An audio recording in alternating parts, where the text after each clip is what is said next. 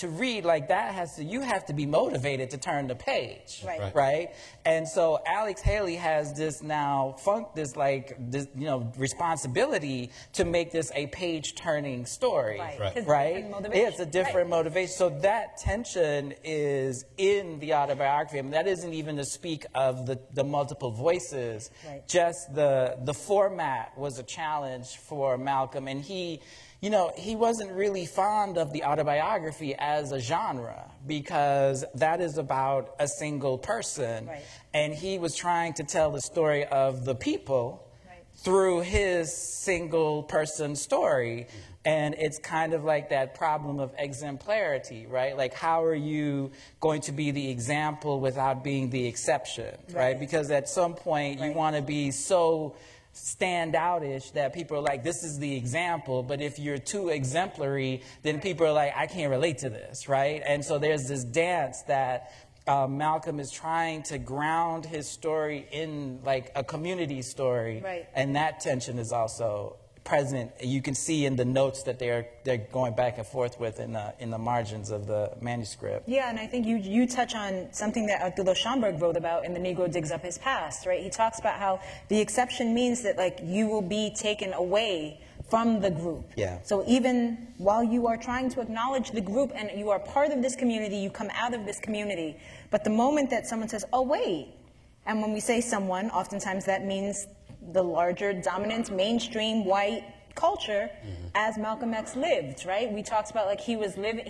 giving speeches around the world, right? He was giving speeches not only in this country at some of the finest universities, but he was at Oxford. He was deemed as the exception. So the fact that he was always continually invoking the Honorable Elijah Muhammad, right? As if to say, no, this is what grounds me. My spirituality grounds me. Right, and resisting, and yet by the time we get to the actual composition of the text, we see the change in their relationship, right? I just wanted to like throw Mr. Schomburg's name in that. I didn't forget you. No, you're No, I love when you break down Schomburg. You've written one of the finest books on him yet. So. Oh, thank you. For me, I think about what Alex Haley had to do with this text, right? So originally he's supposed to be the co-author. It's supposed to be Malcolm X and Alex Haley, and then ostensibly, we assume that Alex Haley met Malcolm and was like, wow, this is a really powerful cat, but we believe some very different things. And he wasn't a known author. He wasn't a known quantity at that point. So he's like, how about you make it as told to, right? And so he takes on kind of like a secondary or passive role. But one of the things that really stuck out to me in reading what some folks call like one of the missing chapters was the difference in the voice, right? So that chapter was delivered about a month and a half before Malcolm makes the comments about the chickens coming home to roost, right? And it's a very fiery chapter. It's almost as if you've watched Malcolm's speech, it's punchy. It's like really deep. It's like I could see him teaching in Mosque number 7 and you being like, what is the Negro? This is the Negro and this is the true black man, right? And it's so in your face. And that was supposed to be the structure, right? Or kind of central to the book. And I don't actually think if that structure had held up, that we would appreciate or have the autobiography that we have today. In fact, Haley had to do a lot of massaging and pressing of Malcolm to tell his tale to really make it a story for us, right? So I think that Alex Haley, in spite of some of his political beliefs and maybe even political paid affiliations, right, he's a powerful griot. Because he takes a story and he honors what has come, but he weaves it so everyone who's at the feet of it gets something. And gets something in time immemorial. And that, for me, is a phenomenal act. We all had to read the Lost chapter, right, in preparation for this conversation. I wanted to ask you all what your reactions were to it. Was there anything in there that surprised you? I mean, certainly we're always asked when we talk about historical figures, what would they think today? How does this apply today? My own personal reaction was how very timely that chapter was, and how sadly those things, it's an ongoing conversation, right? The idea of questions about community, questions about consumption, right? Cultural consumption, capitalist consumption in a way to define yourself, in a way to be acceptable or respected in this culture, right? He's dealing with all of that. He's also dealing with what folks need to do in terms of organizing and mobilizing, right? And political activism, and we have to get to how to incorporate folks who don't vote, right? How do we be attractive to folks who don't vote so that we can be taken seriously as a voting bloc? So just wondering your thoughts about that chapter. Well, in my reading of it, one thing that surprised me towards the end, he was saying we need to start taking action, and he pointed out that around that time there were about 20 million Afro-Americans or black people in the country, but 8 million adults, so 8 million votes, and most of those people did not vote. And he was saying that in 1960 election, that Kennedy won by about 115,000 votes. He was like, hey, black folks could have elected Nixon instead of Kennedy. And so he also pointed out there was some contradictions with Kennedy. He kept talking about how much he loved black people, but once he got in office, it took him 3 years, and it wasn't until black folks got upset in Alabama and started responding to the violence that they were experiencing, and then in Birmingham, and that's when he said he's going to put out the Civil Rights Bill. So he exposed Kennedy on that front. But he was really saying, look, we have a power block, a political block that we can use. That kind of surprised me, that that's the way that he was pointing it out in that particular chapter. And Dr. Ali has made the point, and I saw that as well, how many times he kept trying to tell how he was going to prison. Well, I went back and read some of the autobiography that was published, and he kept trying to tip his hat to the reader that, hey, I've gone to prison. And Alex Haley, I think his involvement made the autobiography more of a personal story as opposed to a political treatise. And I think what Alex did, what Mr. Haley had done, was say, look, the power is in the subtlety of the story. You have to tell your story, and through your life and everything you've been through, everyone can relate to it. You don't have to say that, well, black folks have been through here, and why black folks have been through this, and we have to deal with the white devil or change the system. Just by telling your story and people relating to what they've experienced similar to yours, they can see the suffering. You don't have to actually say it like in a preaching sort of way. Just tell your story. And I think Alex Haley's involvement was very helpful in that regards, because he held Malcolm back. And the beauty, just like you watch a Spike Lee movie, sometimes you gotta give him credit. He was great in terms of pioneering. Sometimes he beat you over the head with the message. Boom, boom. Malcolm, same thing. Yes. You just pull it back. You're not behind the podium. You're not giving a speech in Harlem. You're telling your story. So we had to pull that out of Malcolm. Right. And then you get all of the jazz, the Billie Holiday, Donna Washington, Billy Eckstine. You get all of this stuff coming out of Malcolm, and then you can relate to Malcolm. Yeah. Then he becomes one of us. He's not up high. Right. We see some of the frailties of Malcolm. Right. Yeah.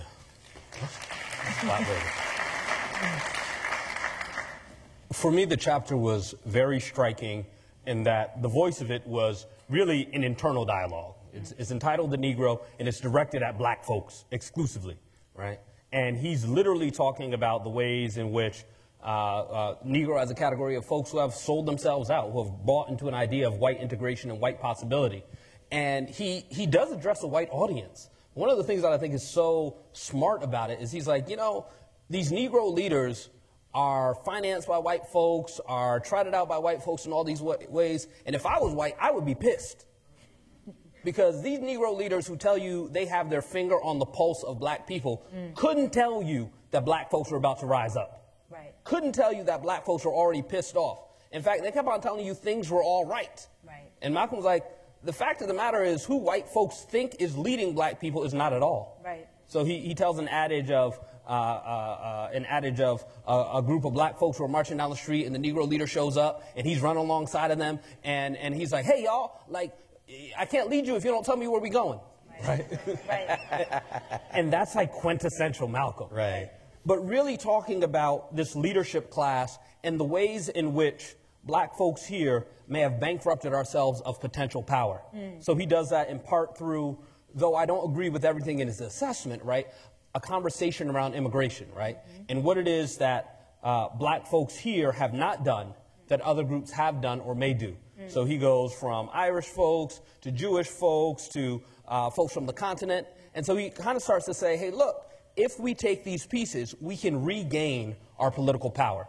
And it is in part through strategic electoral politics that will do this. So it's kind of often represented that the split with the Nation of Islam Post-split, Malcolm became much more interested in electoral politics. That pre-split in the NOI, he thought about politics, but not explicitly. But this chapter really says he was thinking about a black voting bloc. He was talking about those 8 million black folks who didn't vote, but he wasn't shaming them. Right. He was saying, in fact, they have a reason not to vote. Right. He said to black folks, Democrat and Republican, they mean the same thing. They mean nothing. Right. And he said, if there is a leader who can get those folks to vote, it's the Honorable Elijah Muhammad. Right. And he's saying what we need to do is follow the Honorable Elijah Muhammad and then make those politicians respond to a set of questions which will really induce a black voting bloc and will be courted. Right. Now, before the autobiography comes to pass and before his death, he splits from Elijah Muhammad. But the seeds of politics, the seeds of talking about political incorporation, and the seeds of tough talk, but also loving talk are there. And sometimes our critiques, whether we be conscious, whether we be woke, whether we be African with a K, sometimes we can talk down and the love gets lost. Yes. And I don't think Malcolm ever lost the love. Right. No. Yeah. You know, there's this one passage that I highlighted where he says in that chapter, he says, the true nature and the true intent of the former slave master is glaring every way and every day in the headlines. And then he has like a line for each of these, right? You can't enter here. You can't ride here. You can't work here. You can't play here. You can't study here. You can't eat here. You can't drink here. You can't walk here. You can't live here. And immediately thought of Eric Garner, I Can't Breathe, right? And all of in the last 4 or 5 years, all of the various black lives of people who have found themselves in places where they just can't be black and be, whether it's shopping or at a pool or at a barbecue or, you know, selling lemonade on the side of the street or whatever it's the you can't. And, you know, Malcolm had this kind of brilliance of being able to speak what people were experiencing, but maybe weren't able to speak for themselves, right? So it isn't that he gave voice to the voiceless because people had voices. He just amplified the voices that he himself had collected over his travels. And that's one of the reasons why he resonated so powerfully. You know, this chapter, The Negro, is rough. I mean, you said he says it with love, but like the first like 10 pages of it, he's like, love, you know, he's like, you know, white people will have a Cadillac after they have a Cadillac house, after they have a Cadillac job, a Cadillac bank account. He was like, but us, we have a Cadillac car first, before the house, before the bank. And it's like, yeah. You know, like there is I mean, and this is part of the black nationalist tradition, right? Which is assuming that we are in the same community, so I can speak. It's like, this is family talk, right? But it also embraces a deficient view of black America, right? A pathologized view of black America that is so damaged by the experience of slavery and Jim Crow racism that is in need of repair. And I think, you know, if you go too hard on that, then you kind of don't leave people with any kind of sense of their own resources with which to, you know, to resolve this. I mean, the truth of the matter is, if Malcolm wanted to use a migrant narrative, he could have used a narrative of migrants from the South to the North, which proved themselves just as enterprising, just as economically organizing, just as culturally. In fact, the Nation of Islam is arisen out of Southern migrants to the North. So you didn't have to like look at people who were coming to the United States. The immigrant or the migrant ethos is very much present in black America, that we don't have to feel like we are losing something. We just have to find that historical moment where it's there. And I feel that that's you know, I was just like, you know, when I was reading this, because he was really beating, you know, really beating us up. And I felt like that is within the spectrum of the black freedom movement. You find in, you know, there's a kind of declension narrative, right? This idea that we have fallen, right? And this notion that we have fallen is premised on some nostalgic golden era, whether it was, you know, well, during slavery, people were able to do this, or, you know, back in Africa, we were doing this. And I think that sometimes robs us of the progress narrative, right? Not to be falsely optimistic, but also to understand that, like, no, we are making progress as a people. And of course, if you're trying to, like, bring an urgency to folks, you bring the apocalypses here, right? Like, the world has come to an end. I mean, it's essentially a make Black America great again, right? That is the declension narrative. No, it is, right? And that's what, you know, golden age nationalism had as one of its strong elements. I mean, the idea that the original man was this, that, and the next, and had fallen and let us come back, kind of sometimes robs us of the resources we have, you know, with us now. But I think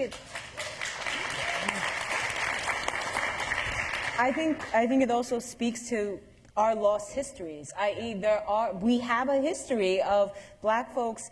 We have always, part of the expansion of this country meant that Black folks were in the West, and we don't have, in the 18th and 19th centuries, we don't have those, right? You have to look for those. You have to look for Nell Painter. You have to look for, you know, scholars who have done this work and go, oh, wait, we did set up, you know, a record number of newspapers, like Black-owned newspapers. It wasn't just the Defender and the Amsterdam News and the Courier. It was, we had hundreds of newspapers, right? We had Black businesses. There was a Black Wall Street. There was, you know, and so what struck me when I was reading his words was that, right? Like, he doesn't call on that. Yeah. Like, wait, we do have this, and it's lost even to him. Yeah, right? Yeah. He literally, oh, sorry. No, go. No, there's a moment where he mentions, like, benevolent societies among European communities, and I'm like, that's our stuff, literally. Right, absolutely. That's how we got free, in many ways. Yeah. Right, and so whether it's Freemasons or the Elks, or, I mean, we have these groups, right? And so I thought that was really interesting, and as well, and when I saw that litany that you just did, social media and on Twitter, when everything pops off at any given moment, there's a recording of, oh, we can't go to the pool. Yes, oh, we can't go shopping. Oh, we can't go to the Airbnb. Oh, we can't go. And so that was, again, the tragedy for me was, damn, like, we still here. Yes, there's a progress narrative. And yet at the same time, white supremacy is going to do what it does. It's also making progress. Well, how about that? That's a way. How about that? That's a way. We have 2 more minutes of conversation here, but I did want to say, for those of you, as you're starting to think about questions, that the microphones are in the back. So with this being our final set, is there anything that you wanted to say about this text, about this lost chapter, about this man and his words, his living legacy as we commemorate his assassination on this day? I would say I was happy to see when I Googled autobiography, when I typed in autobiography, Malcolm X's autobiography was the first book to come up. I was pleased with that. I would say that I'm pretty certain that Malcolm outgrew the Nation of Islam. It became his, you know, it saved him. It gave him a foundation, but he was extremely intelligent. Not only that, he was, his soul, he was elevated as a human being, very spiritual being the 7th child. And he didn't betray us. Like for example, Elijah Muhammad, I mean, you find out, I think Malcolm, one of the things that kind of upsets me, and every time I would watch the documentary on Malcolm X by Arnold Pearl that came out in '72, and you get to the assassination piece, and they interview some of the Harlemites after the assassination, you know, I get teary-eyed. That's how emotionally connected I am to Malcolm. I think a lot of people feel that way, especially New Yorkers.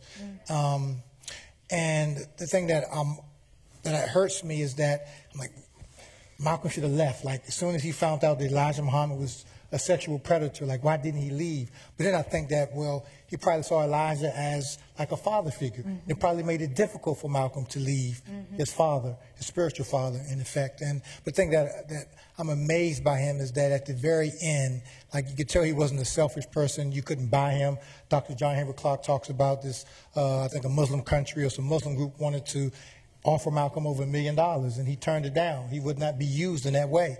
I mean, if he was really not for people in general, but black people in particular, I mean, his life was on the line. And I recall Benjamin Kareem, who was like one of his right-hand men in the Muslim Mosque Incorporated, recounted that Bumpy Johnson, who people in Harlem know about, one of the legendary gangsters, came to Malcolm and said, look, man, I hear you have a problem with the nation. I can handle that for you. Now, you know, and Malcolm was like, hey, I don't want to see two black groups fight. Right. And even with his life on the line, he still would not fight. And I think that's amazing. And he gave his life. Yeah. And so that, to me, he was revolutionary, he was radical. And I think you may have said it earlier, that he still was loving and kind. Yeah. So those things aren't mutually exclusive. Right. So, you know, so I think that's the thing that stands out to me, that he was loving. Yeah, thank you. Yeah.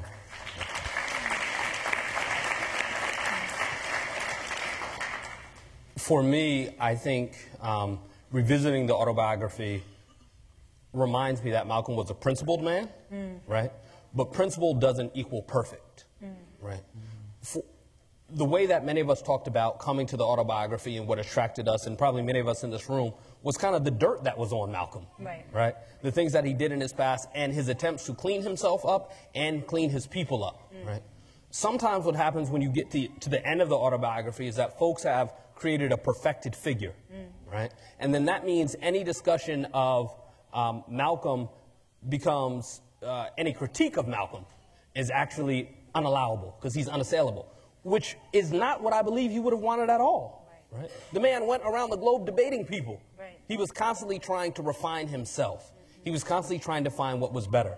For me, I want folks to revisit the autobiography. I want them to read around Malcolm. I want them to be able to find themselves in his narrative and figure out the places where they may need to change their narrative around Malcolm so they can change themselves. Yeah. Right? Too often, I think he becomes a deified figure, but we need him to be divine, but divine enough to touch and transform us again. Yeah. Yeah. Amen. Yeah.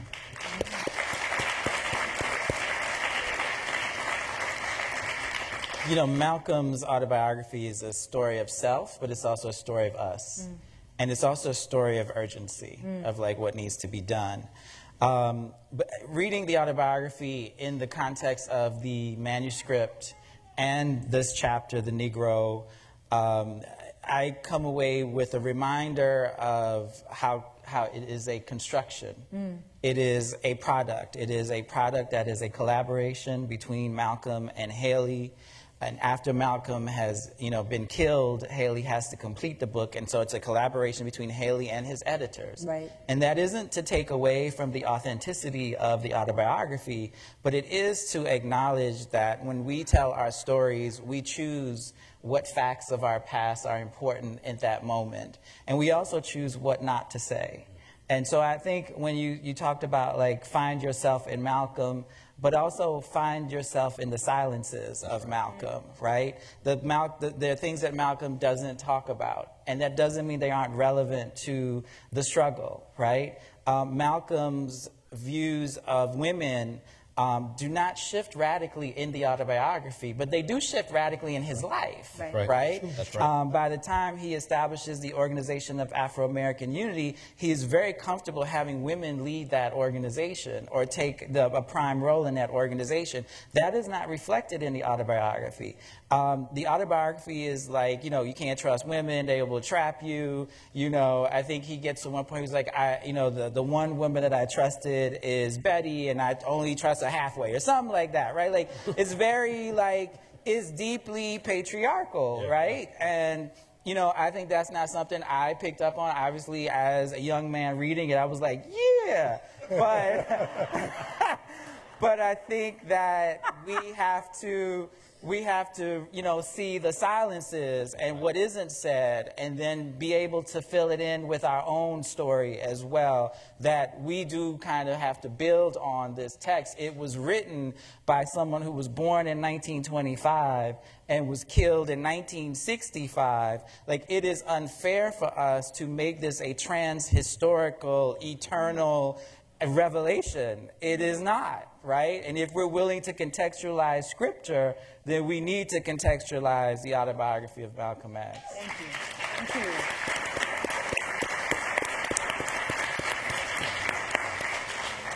you. We have questions.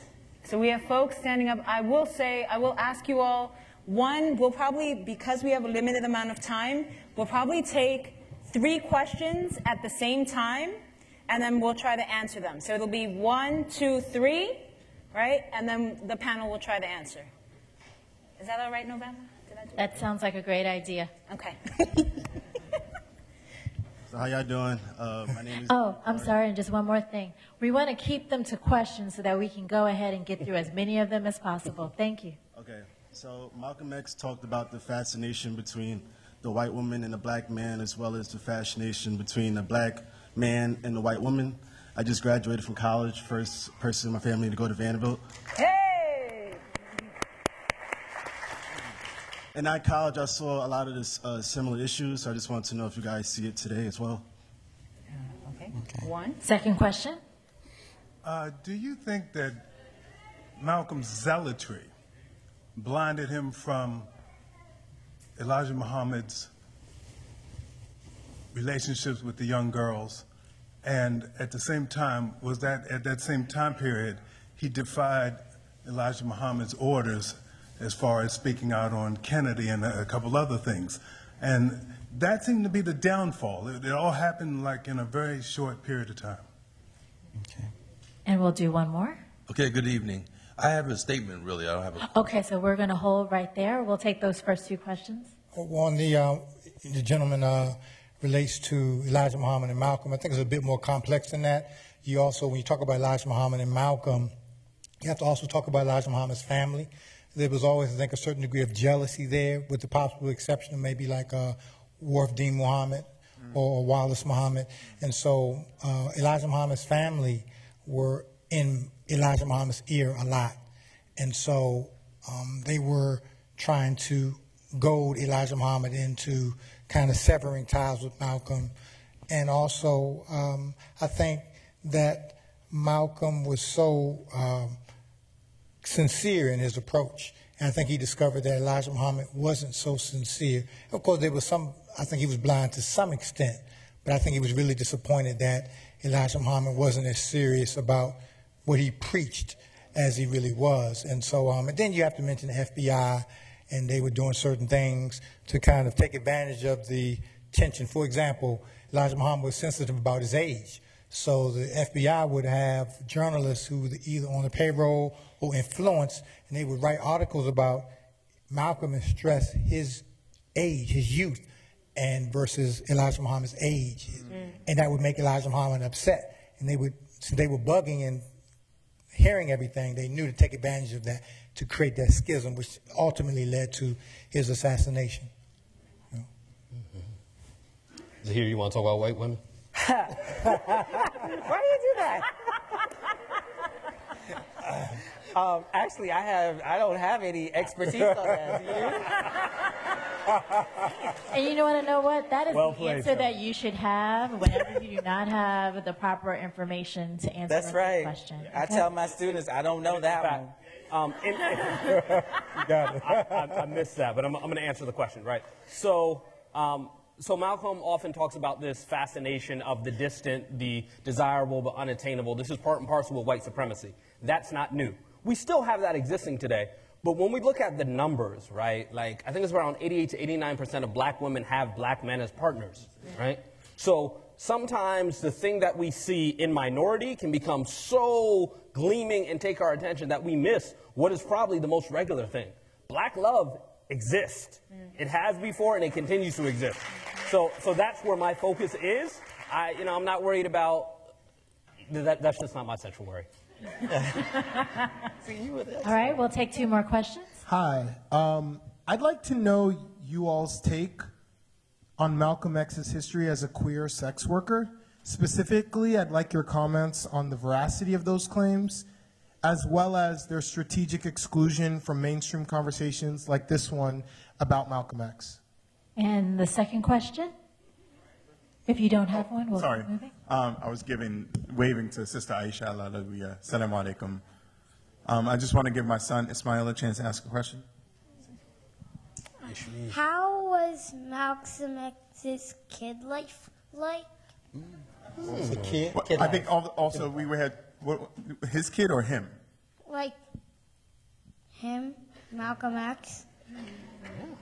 What was he like as a kid? I think that's, okay. And I would also just throw into that, with Ismail, that question is, when I was young, when I read it, the beginning of it was like this ecological masterpiece, and it described his relationship to the natural world. And so I'm just curious about Ismail's question and my question. Okay.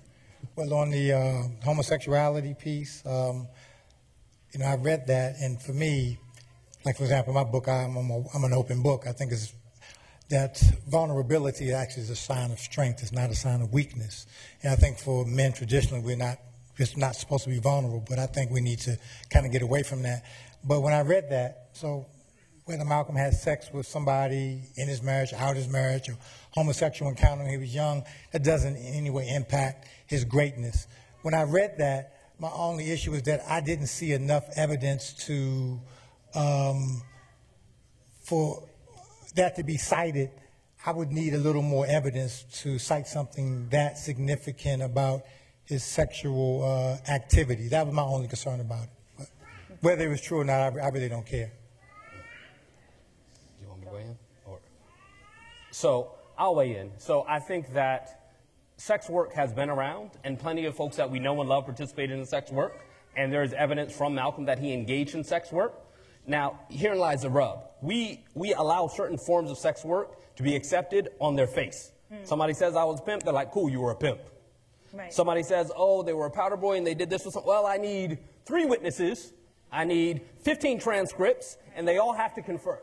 And that's where I think really heteronormativity comes into play, right, in our notions of gender. Absolutely. I think if the burden of evidence is there, then put it everywhere.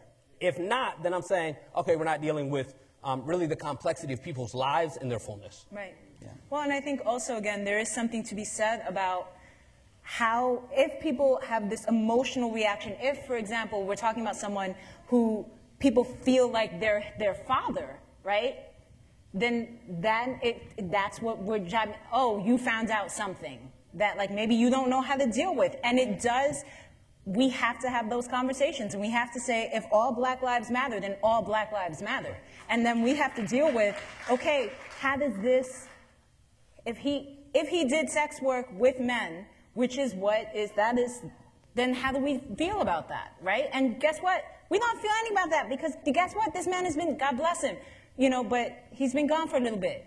So now, why is it more of a problem to have engaged in that than with him being a pimp? Why is that like, oh, we're okay with exploitation of women, but you know, this part.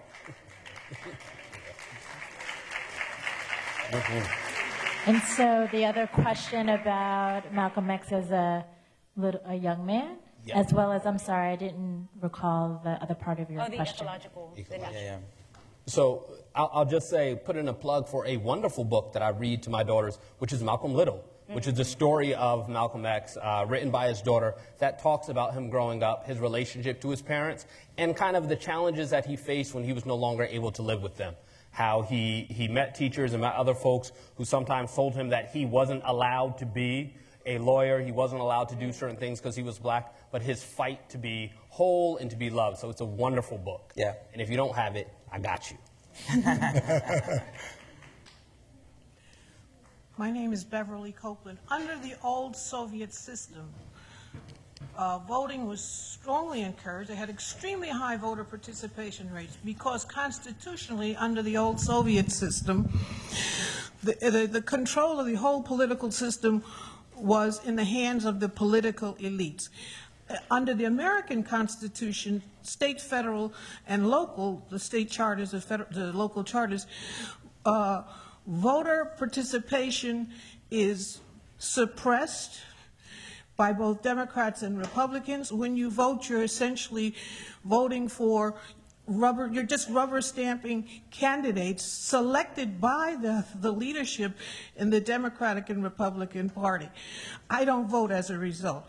If Malcolm had succeeded, if the Black Panthers had succeeded, if King had succeeded in organizing at a grassroots level, that would have allowed for meaningful voting in America, because you would not just be rubber stamping candidates or of the higher the elites in the Democratic or Republican Party, you would be voting for your choice. So I want to say that.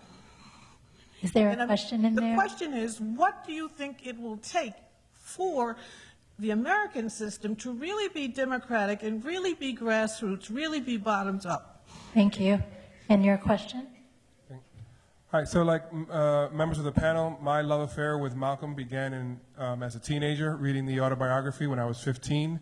And that love affair was kind of sustained, as you've talked about, through hip-hop, by seeing the images of Malcolm, seeing his words in Boogie Down Productions and X-Clan and all these other groups that just really kind of spoke to me, spoke to my culture, spoke to my time period, and brought Malcolm into that time period. So obviously the hip hop of today is different. I'm not going to say it's better or worse. It's definitely worse. But it's. But I do wonder, you know, for a young man like myself, obviously, who didn't live during the time that Malcolm was alive, but was able to, again, have that sustained through hip hop and through other means of accessing Malcolm. How do you see young people today to be able to access Malcolm? How do you see his words, right, the images of Malcolm, and all the other ways that we were influenced when we were younger? How does that happen today? How do you think young people can access Malcolm? Because I don't see it or hear it in the music. It's not something that I see kind of being as prevalent as it was when I was a young man. Whatever, I'll take the other one. It's interesting, you can actually trace the representations of Malcolm in hip-hop from a very literal, his voice, to metaphors, right? So you go from No Sellout, which samples his actual voice, to someone like Kanye West saying, by any means necessary, like B-U-I, right? So that by any means necessary has become an act of conspicuous consumption. I can't remember the artist who compares Malcolm to a car, right? Like naming like his car, you know, after Malcolm, or the appeal of really Detroit Red more than Malcolm X. And I think that just reflects, you know, I think we can't put on, certainly someone who is not with us, but we can't put on Malcolm the burden of transforming hip-hop or transforming our culture. We have to make that choice, right? Whether it is through our decision of what to patronize, our decision of what to celebrate, what to uphold. You know, Malcolm is not like some magic totem who's like, if you play a Malcolm X speech, like, no, because you know, it wasn't just people went in and heard Malcolm and they woke up. People heard Malcolm in a context, right? If you went into a Nation of Islam mosque, they didn't just let you hear Malcolm walk out the door. They gave you some forms that you had to fill out. They gave you some structure, some institutional culture that, you know, gave you some stuff that you had to do. You had meetings to go to on Monday, on Wednesday, on Thursday, on Sunday. Like, they gave a whole, like, structure to your life, right? That was the transformative power that accompanied Malcolm's voice, right? And even when he left, he understood the need to build institutions. So he built Muslim Mosque, Inc. He established the Organization of Afro-American Unity. They never had a chance to really get up off the ground, but he really understood that his charisma, and even Elijah, right? Like, if anybody ever heard Elijah speak, like, he was not Malcolm, but there was this one, I think it was this one writer who like goes in to follow Malcolm, shadow Malcolm, and it's like a meeting in the Armory in New York City, and Malcolm opens up the meeting and people are like, you know, cheering, and the reporter's like, okay, I get it. And then Elijah steps to the microphone and the place goes bananas. And the reporter's like, what? Right? Because Elijah was like institutionalized charisma, right? Which was, the way the Pope is institutionalized recognize charisma. Like, you don't understand the language of the poetry, but you know that there's something important there. There's something, no, I'm serious. Yeah. Like James Baldwin said, like when he sat with Elijah, he understood the power of him, right? And so we have to understand that hip hop is not just a song. The culture is an institution, and we have to treat our culture as a product of institutions, whether it be record companies, radio stations, you know, all of the kind of accompanying things that make a cultural phenomena attractive. This is not, I'm not a conspiracy theorist, but culture is produced, right? It is a production, and we should understand that if we want to change the product, we have to deal with the sites of production. All right, we're going to let that go. Hit it. Anybody going to respond to the politics? Yeah.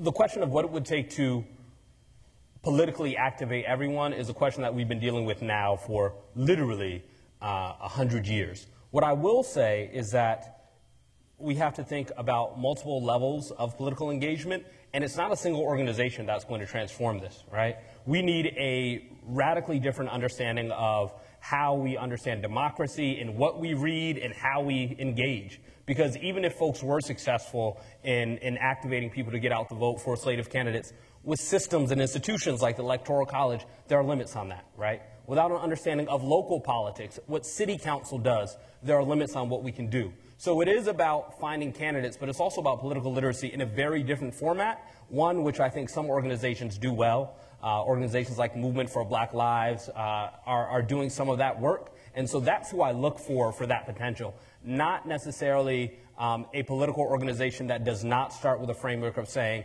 electoral politics are essential for our movement.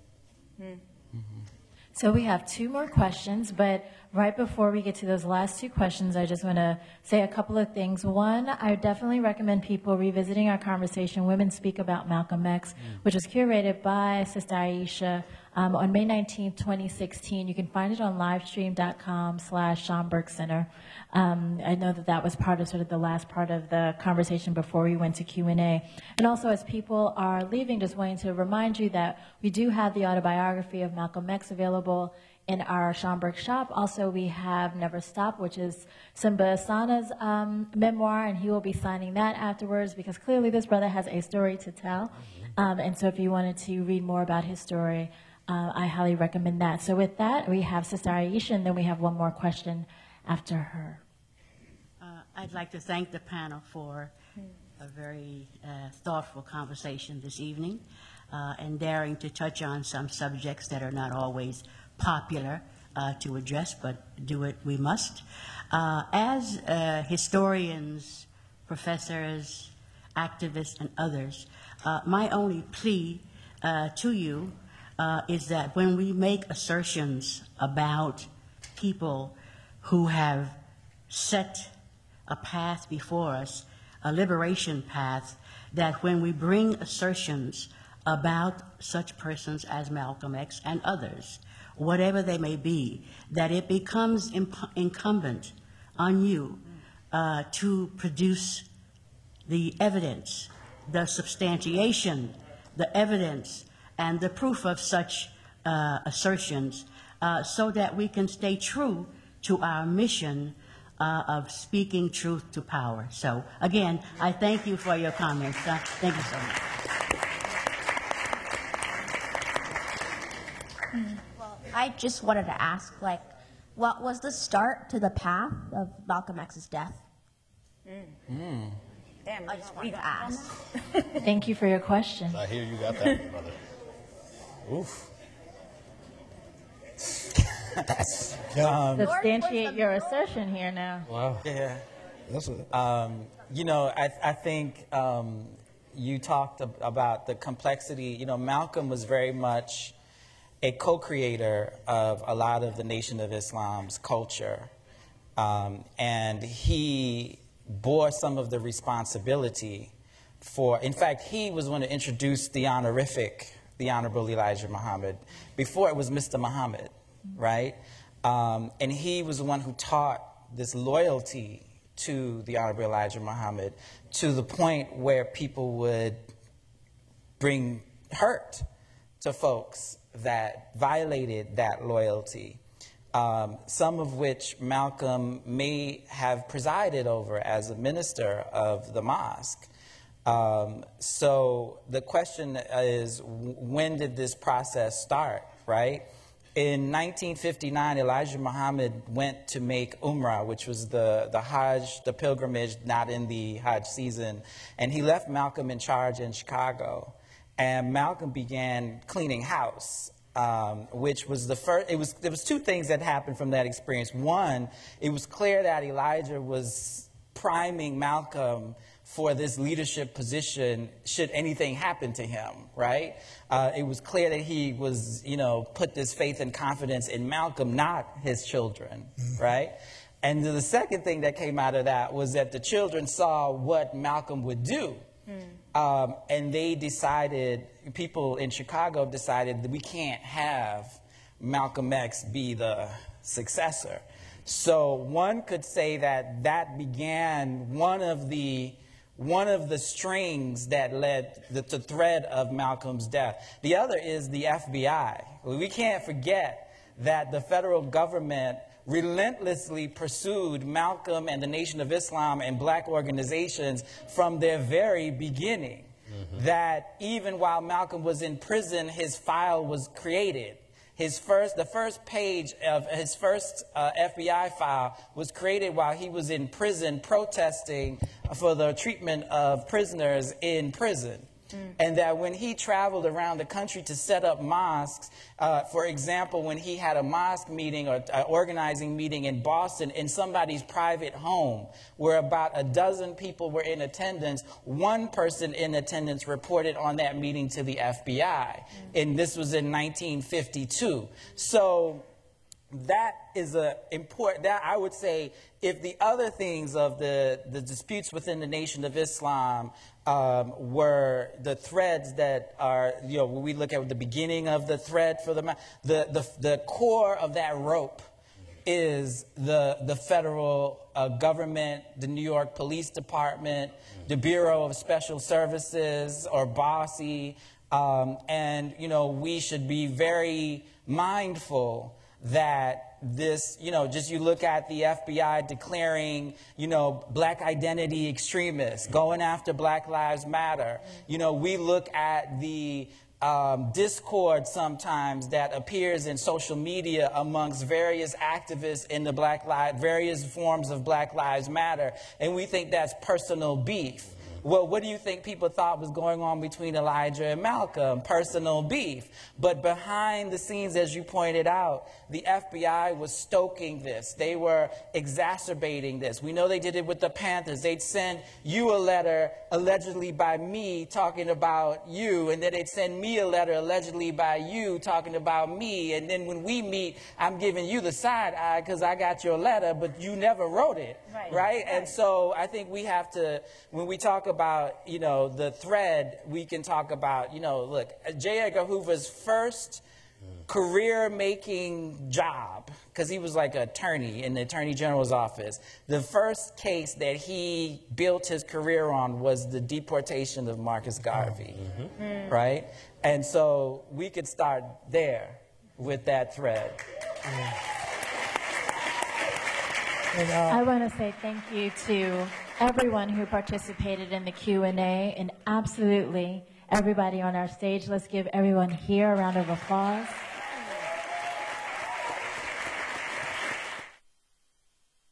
Tonight on Q&A, Penn State history professor Amy Greenberg discusses her book, Lady First, The World of First Lady Sarah Polk. I was so astounded by all the stuff that Sarah Polk did and the way that she exercised power. She wrote letters to a Supreme Court justice and members of Congress that were completely confident, 100% about politics, and were not noticeably different from a letter that a man would write. And they wrote back to her in the same vein. Tonight at 8 Eastern on C-SPAN's Q&A. And next up, early Facebook investor Roger McNamee discusses the potential long-term impact of Facebook. After that, biology professor David Sloan Wilson argues that evolution can be used to improve many aspects of life. Later, it's the Frederick Douglass Book Prize. That's a quick look at the next 3 programs airing on Book TV on C-SPAN 2. Now here's Roger McNamee with Zucked. So I'm here because in 1982, I got a job where they said I could be a research analyst covering the space program and defense electronics, because there wasn't a personal computer industry yet. And which meant I got to grow up with Silicon Valley as it moved from serving the government to serving first businesses and then consumers. And the highlights of the story would be, I was very lucky. I moved to California in 1991 as part of Kleiner Perkins, got to be there for the whole internet bubble. In 1999, my favorite rock and roll band, the Grateful Dead, asked me to help them with a technology strategy. And U2 saw this. I was doing something that all bands could use, and Bono reached out to his contact at the Treasury Department to find out who this guy was, a woman named Sheryl Sandberg. Now, Sheryl was able to connect me to Bono because her brother-in-law worked for me by pure coincidence. And everything about my story and the reason I'm here is a series of serendipitous accidents that just you wouldn't believe if they hadn't actually happened. So the next part of the story is that in 2003, I am at Silver Lake, and I'm working on a deal with Bono to buy a record company. I had a falling out with my partners, and Bono said, screw them, we'll start our own firm. So Elevation Partners was Bono, me, and the CFO of Apple and a couple other people. And we're minding our own business, and I'm seeing this little company come along in 2004 called Facebook. And Facebook was amazing because there had been a lot of social networks before that, but they all suffered from one really serious and unfixable problem. They didn't require authenticated identity. And anonymity is what allows people to do unbelievable harm online. And Mark had that, and he had real protection of the user's right to control their own IP. I loved that idea. And 2 years later, when he was 22 and I was 50, I got a phone call from one of his colleagues who said, my boss has a problem, and he needs to talk to a dinosaur, somebody who's old, who's been around a long time, who's not conflicted, because he can't do this himself. And I said, I'm in. I'd love to meet him. What do you think? Next week, week after? He said, how about 1 o'clock? So he comes by my office, and I'm not going to describe the meeting, but it's in the book. It was the weirdest meeting in history. But I will tell you, Mark Zuckerberg impressed the hell out of me. I thought he was not only one of the smartest people I ever met, but his poise, his ability to listen, the way he deliberated and thought about things were really exceptional. I liked him enormously. I was able to help him solve the problem that day, and that began a 3-year period where I was one of several mentors who helped him. The key to the whole thing was that at one point he decided he needed to get a number 2 to help him build a business. I had a person in mind, and it happened that week. Sheryl called me up and said, I'm thinking of leaving Google. I got a job offer at the Washington Post. And I said, Sheryl, are you crazy? You know Washington Post is in the newspaper business, right? And you know you guys at Google are killing them. Why would you go from the winner to the loser? And she goes, oh, it's such a great job. And I go, look, if you're going to leave Google, you got to go to Facebook. And she goes, what are you talking about? He's 23. There's no way I'm going to go do that. I go, no, no, no. His mom's a doctor. He's got nothing but sisters. I've been working with him for a year. I really, really like him. You got to take the meeting. Then I go to Mark and say, I think I've got the right person. He goes, are you crazy? She works at Google. What does that got to do with us? I said, Mark, it's the closest thing you're ever going to find. Anyway, they get together. She joins the company. About a year later, something happens. A bunch of things happen. I decide maybe I'm going to pull back. So I stop being a mentor, but I remain a friend and a huge cheerleader. Roll forward. It's January 2016. Over the course of 2016, I saw 4 or 5 things going on that were inauthentic, that were essentially showed that Facebook's tools could be used by bad actors to harm innocent people. And you have to understand, I was really proud of my relationship to Facebook. It had been a monster investment success. My investors loved it. I had every reason to see the bright side of everything. I had not gone to see The Social Network because I thought my version of Mark was a lot cooler than the one they showed in the movie, and I liked my version. I was very naive. So, this book, Zucked, tells the story of me in the role of Jimmy Stewart in Rear Window, where I'm sitting there minding my own business and I see something that looks like a crime scene. And the problem is, the events I saw were all unrelated to each other. In fact, most of them had to do with discrimination against innocent people using the Facebook tools. Housing and Urban Development, having cited Facebook for advertising tools that allowed violations of the Fair Housing Act. A company that was using Facebook's ad tools to gather data on people who were interested in Black Lives Matter and then selling it to police departments. I mean, just horrific behavior. So I reach out to Mark and Cheryl in October of 2016. I go, guys, there is something really wrong here. Like, there's something wrong with the business model and the algorithms.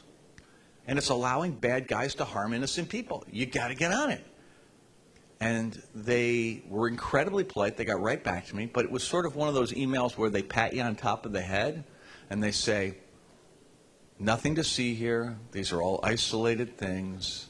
But we really value your input. You ever gotten that email? Right? We really value your input. Here's Dan Rose, who's one of our top guys. He's a friend of yours. He'll work this out with you. So I get on the phone with Dan, and he explains to me, hey, we're a platform. We're not a media company, right? Section 230. And I go, okay, but these people are getting hurt. He's going, not our problem. Then the election happens. And I at that point, I go, hang on, dude. You can't hide behind the law. You're in a trust business, right? And if people decide that you're responsible, you're doomed. And long story short, I spent 3 months privately begging them to do what Johnson & Johnson did after the Tylenol poisoning, which is to recognize that they are responsible for the people who use their product. And they have nothing of it. So I become an activist. And it goes slowly. And the book tells that whole story. And I was so painfully naive at the beginning. You're going to look at this thing and go, what a dope this guy was, right? But as a consequence, it's a narrative. It's a bit of a thriller. But I use that form to tell you everything that I know about how this problem came to be,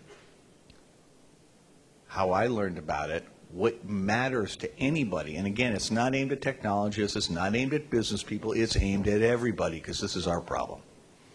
And I really point you to where it's going, right? We've just heard about artificial intelligence, a huge problem.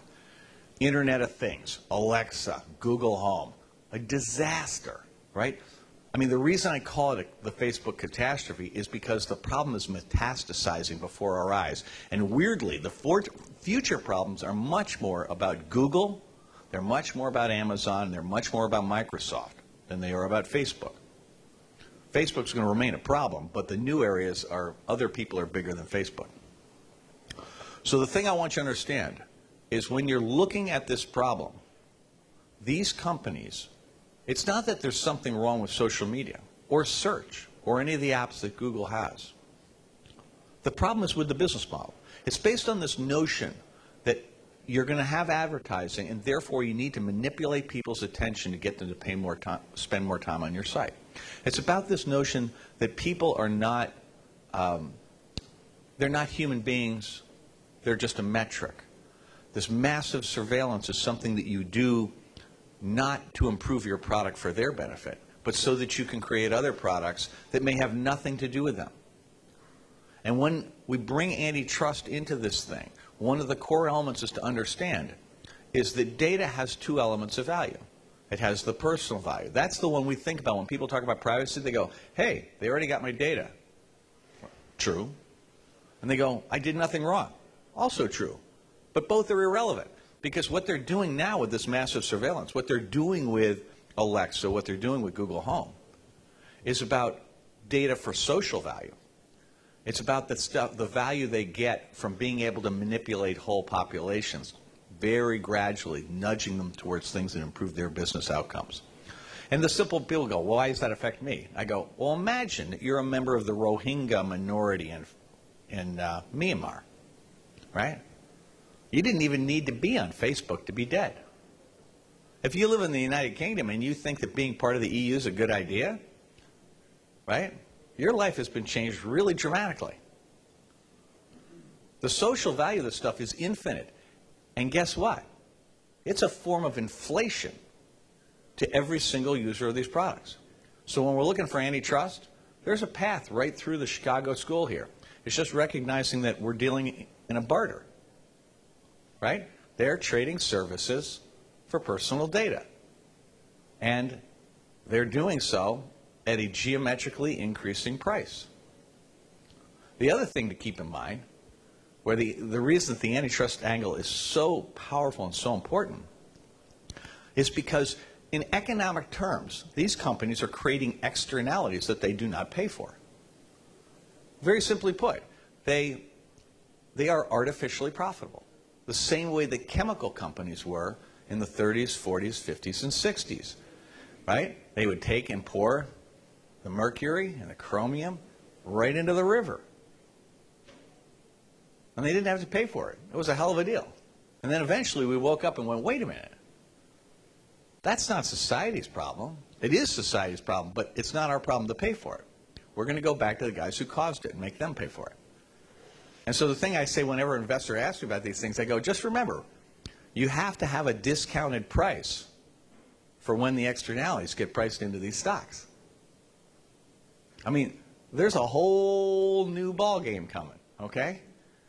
And people go, well, Roger, you're just one guy. And I go, no, no, no, no, no. This is about the 99.99999999999% against a very small number of people at a handful of companies. And we're going to win. We have way more power than we realize. And what I tell everybody is, look, we can influence our politicians and we can change our usage. We may be addicted, as I am, but we don't have to do politics on these things. We don't have to get mad at people. We can change. So I want to take your questions, okay? Because recognize that I want to learn from each and every one of you. I come to Washington every month. I meet with members constantly. I meet with members on both sides. This is not a left-right issue. This is a right-wrong issue, okay? And there's only one right answer here. And I want everybody to know that you're all part of it. You don't have to follow me. You don't even have to talk to me, because you can all pick your own thing and just go do that, right? That's what I did. And everybody on our team's doing that. And our team, we hardly ever see each other because everybody's got their own thing. And that's the way it should be. May I take questions? Yes, ma'am. I'll repeat your question.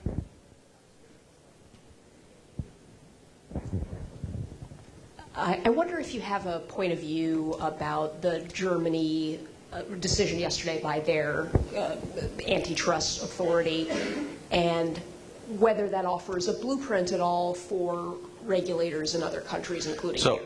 Are you all familiar with what Germany did? They basically said there's a lot of inappropriate data capture and a lot of inappropriate data usage. I am 100% behind the German approach in theory. And what I mean by in theory is I have no idea what the practical implications are for getting it passed here. But I think that Germany doing it is a huge deal, right? Top 5 economy, right? Really, really important thought leadership going on there. And what I would say is I think there are approaches in the United States that we have to get on that may be a lot easier to pass. One is protecting children. So explain to me why the collection of data on people under the age of 18 is not digital statutory rape. Explain to me why companies are allowed to sell geolocation data. How is that legal? Why are credit card processors allowed to sell financial transaction data? I think these are all issues we should discuss, right? Essentially, these companies have declared eminent domain on our data. And the Germans are simply pointing out that they live in a country where there is a functioning legislature and a functioning executive, so they can fix that, right? We do not live in a country like that, so we need to find our own way. And again, what I'm saying is I don't think any of these issues are political, right? But our system doesn't quite, you know, we just don't have the muscle tone to do that kind of stuff today. But we'll get there. I mean, people really care. And the thing I find is everybody cares. And these guys make it really easy to poke on them because they're continuously irresponsible. I mean, just last week, you saw what they did with the apps that Google and Facebook tried to sneak through the Apple App Store, and the week before with Facebook, with that thing where they were encouraging little kids to run up huge bills on their parents' credit cards. I mean, pardon my French, but WTF, right? Next question, please. Yes, ma'am, in the back.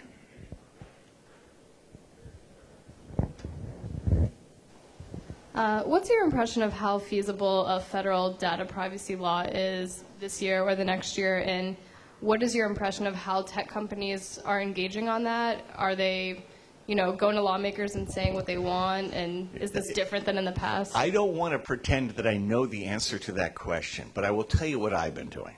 I've been going to every politician at every level, in every place I could find, and saying, pass a privacy law. I don't care what it does. Right? California's done one that is really interesting, right? Really compelling by U.S. standards, but with lousy, lousy enforcement, right? I mean, GDPR has a problem with enforcement also. So we've got to figure that part out. My goal is I'd like the city of San Francisco, I'd like to see Dubuque, I'd like to see Long Island City, maybe Rochester, you know, Mobile, all have ones. I'd like every single state to have one. I'd like them all to be different. And the reason I'd like that is because then we can have an honest conversation. Because the way things are setting up now, these guys are coming in with full-blown bills that do nothing, right?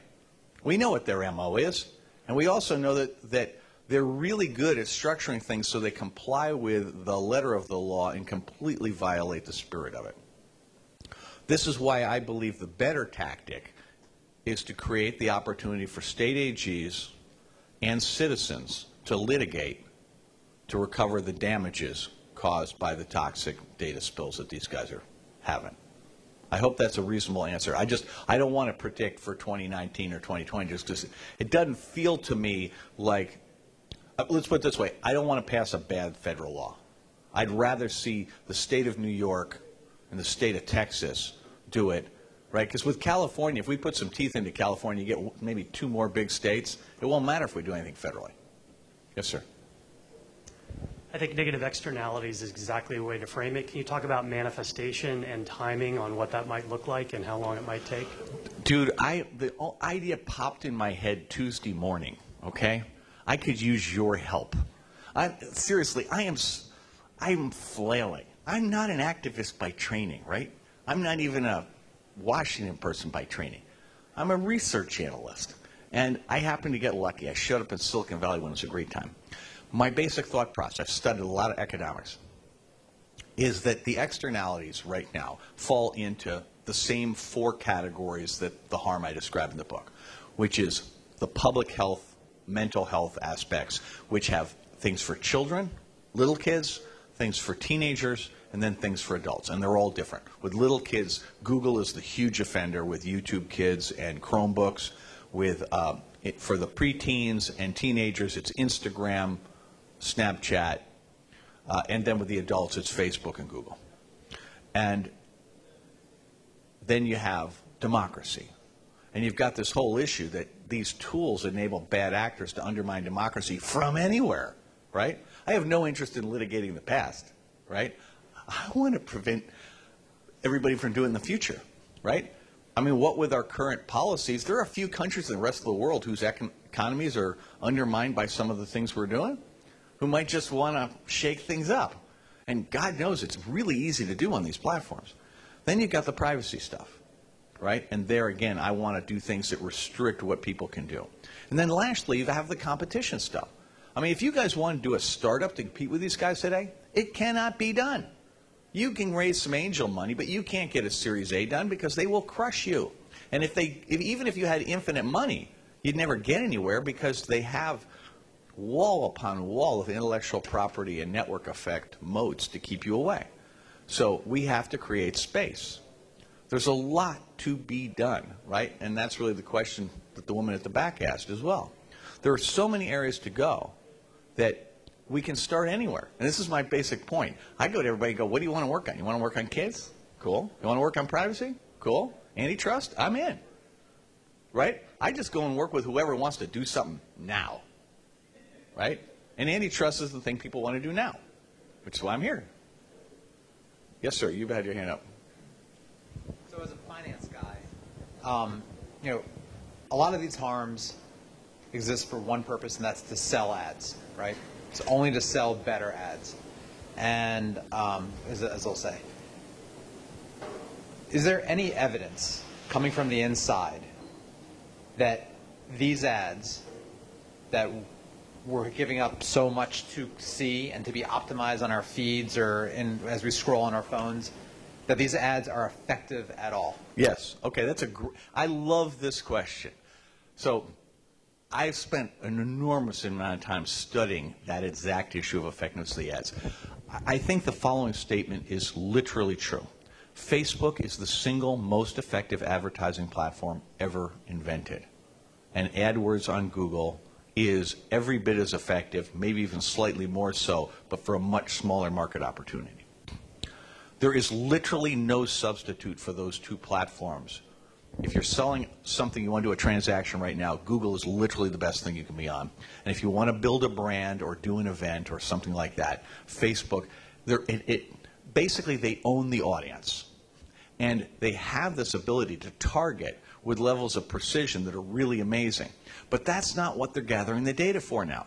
They're gathering the data now to inform artificial intelligences so that they can first manipulate attention and then secondly nudge behavior. So if you think the social credit thing the Chinese are doing, which is behavior modification, you know, these platforms don't have as much control as the Chinese, so they can't go quite that far, but boy would they like to, right?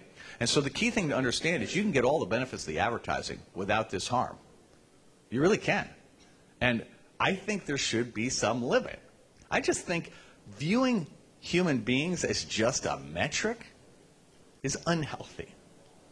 And I would like to see, you know, look, I'm a capitalist, okay? What they're doing is not capitalism. What they're doing is an extraction model on data that actually should be owned by the people about whom it, you know, the people it describes. And, you know, that's, like I said, I think if you think eminent domain, I think that's the right intellectual model for thinking about what these guys are doing. They just assert ownership. And I'm going, I'm sorry, I'm not into that, okay? I hope that's a reasonable answer. I mean, I hope it's helpful anyway. My question is about, there seems to be an incredible disconnect between the kind of debate that we've been having for the last 2 hours and the privacy debate that's happening in this town and in Congress. So here what we're talking about is scale, dominance, you know, the intersect between competition and privacy, et cetera. The debate that's happening in most of the rest of this town and in Congress is the horizontal law that applies in just the same manner to, you know, Google and Facebook as it applies to Procter & Gamble or t-shirt.com or mom and pop selling widgets.com or whatever. And that's kind of odd. I mean, if you think that there's a sort of a very diffuse, you know, set of violations of privacy throughout the economy, then yeah, sure, a horizontal law that applies to everyone may sort of correct that. But if you think that that's not the problem, or that in addition to that, there is a problem specific to concentration and dominance. Is there a question you want to get to on that?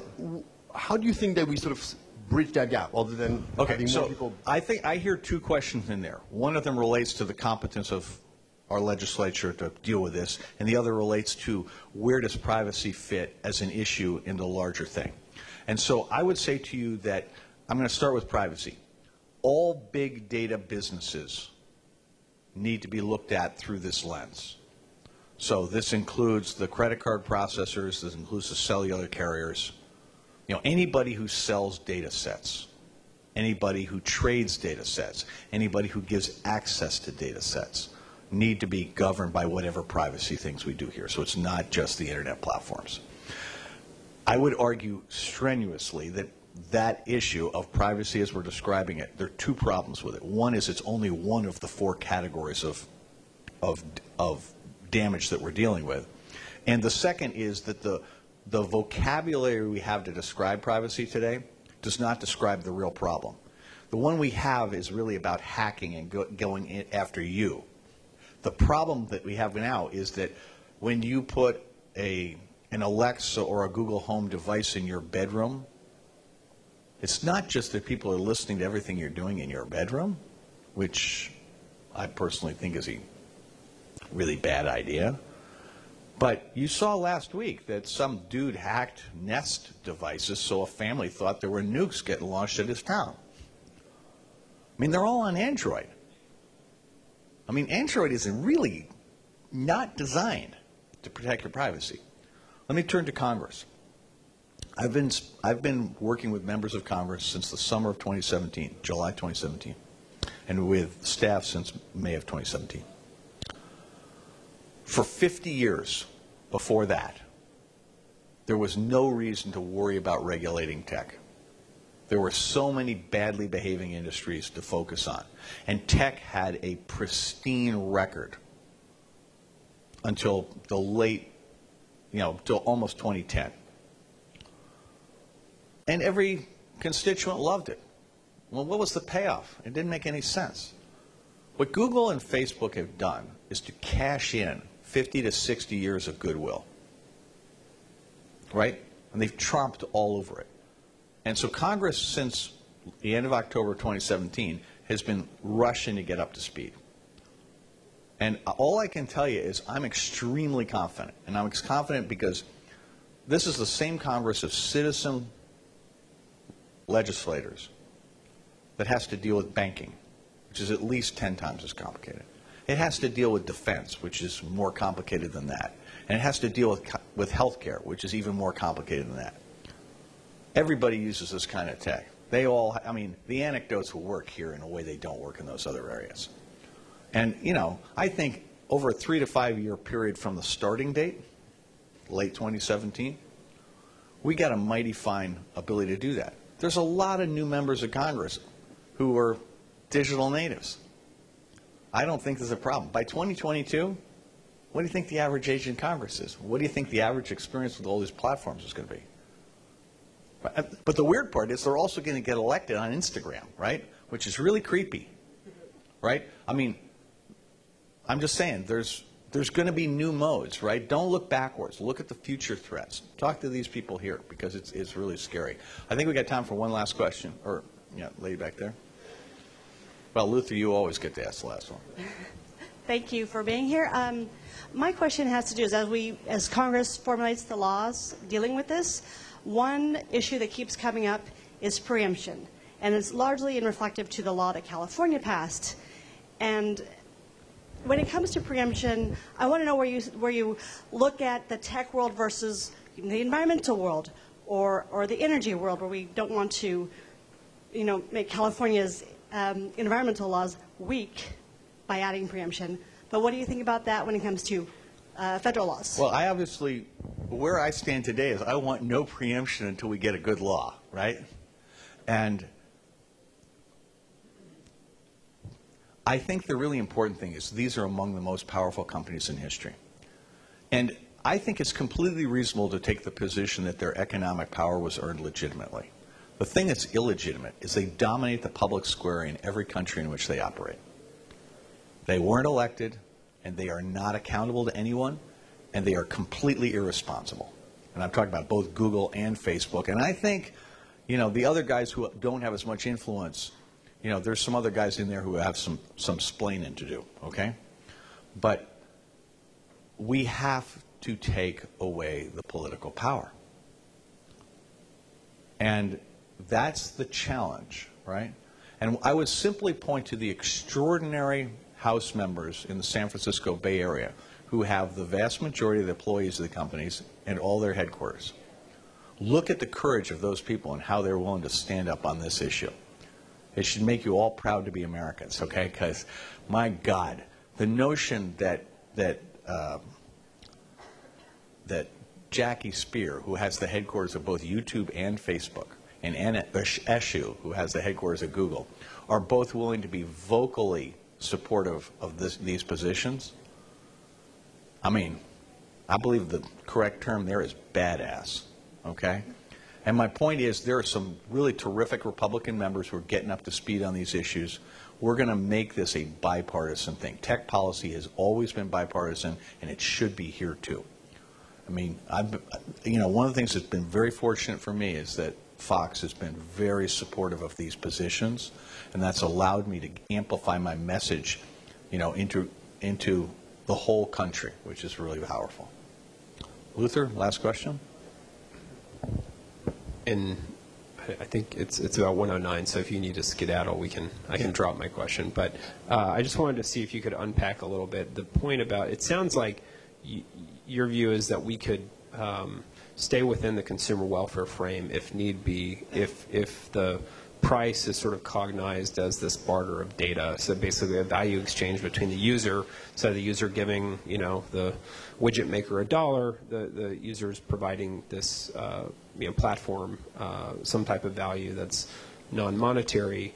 Could you talk maybe about unpack that a little bit? So, look, I'm new to this town, right? I've spent the last 20 months trying to figure out what the hell to do. And I figured out one thing. It's that the less you do, or the less you need to do, the easier it is to get it done, right?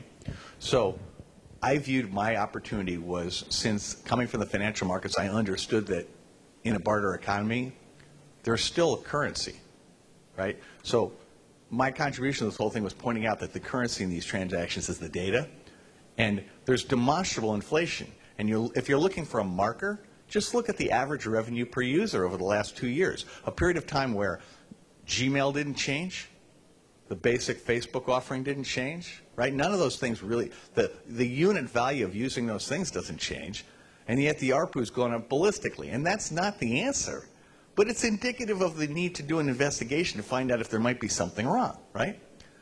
I think the notion that price is the only standard that you're looking at here is as insane as shareholder value being the only standard for running a company. Both of those things are not capitalism. I mean, capitalism doesn't work in a system that isn't balanced. I know this because that's been my life. I mean, we're out of balance right now. You need to have all the stakeholders have an incentive to participate.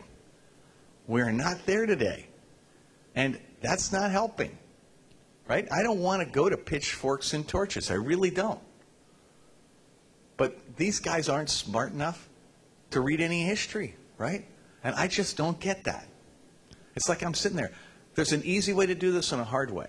And I'd like to do it the easy way. And that's the one where we all sit down and go, okay, you won. Congratulations. You're really rich.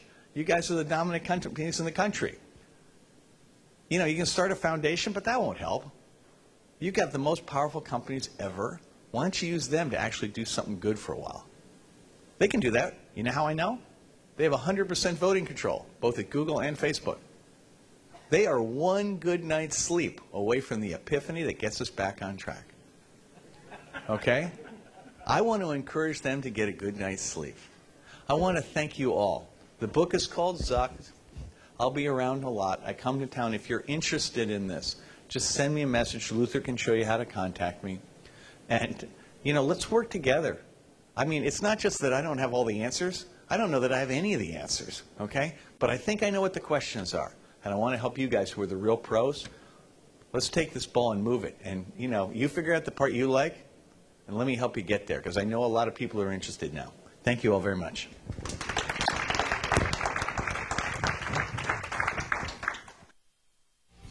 Have you seen C-SPAN's newest book, The Senate? Hundreds of gorgeous photos. Magnificent, says Don Ritchie, Senate historian emeritus. And Senate historian Richard Baker says, mesmerizing photographs establish this book as the ultimate insider's tour. To order your high-quality paperback copy of The Senate for just $18.95 plus shipping, visit cspan.org/SenateBook.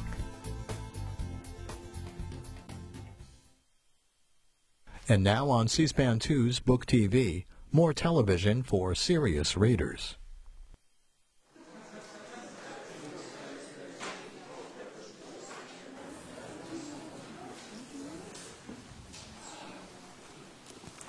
Good evening, everyone, and thank you for coming out this evening to the Rubin Museum of Art. I'm Tim McHenry. I direct programs and engagement here at this museum that takes its inspiration really from the philosophic underpinnings of the way of life in the high Himalayas and brings them to you here in the foothills of Chelsea.